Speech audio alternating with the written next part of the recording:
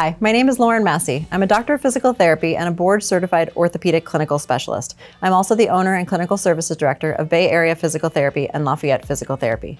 Today, we're going to talk about how to avoid surgery with PT.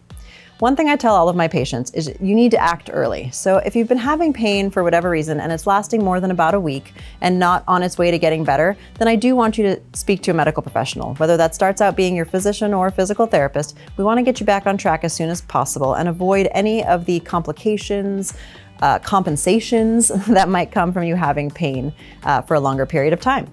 So again, one thing that we want to make sure you do is listen to your body and take action when the problems first start to arise.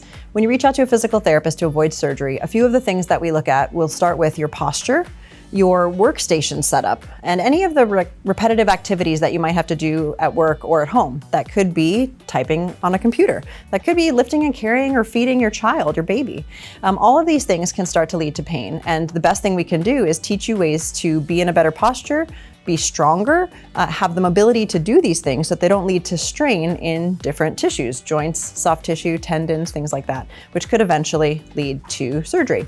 So some of the things that we might be able to avoid could be things such as rotator cuff tears, arthritis in any of our joints. So arthritis is, wear and tear on our joints when we wear through the cartilage. And sometimes that can happen because our joints are in poor alignment, which is something we can have control over. As I was mentioning earlier, the repetitive use of mouse clicking and keyboarding, being in a poor ergonomic setup at your desk could predispose you to these conditions, which could be avoidable. And if they are left uncontrolled, could require you to have surgery in the future that we want to prevent.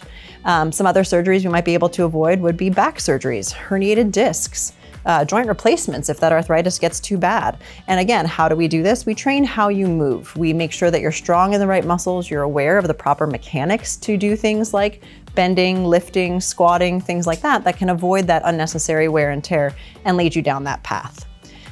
As we know, surgeries have risks, right? So if we can avoid surgery altogether, we can try to prevent some of these risks like infection, wound complications, difficulty healing, muscle or nerve damage, blood clots, and reactions to the anesthesia or other drugs. We just don't want to put ourselves in situations where we have to worry about this at all.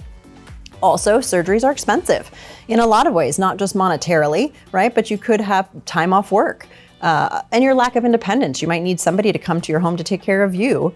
And I know for some people like myself, the inability of you to take care of your own family can be stressful and hard. So why are we going to make things harder when all we have to do is try to be proactive for our own health and reach out to a physical therapist as soon as possible? So if you'd like us to help you on this path, please reach out to our front desk to set up a complimentary consultation or initial evaluation. Hope to see you soon.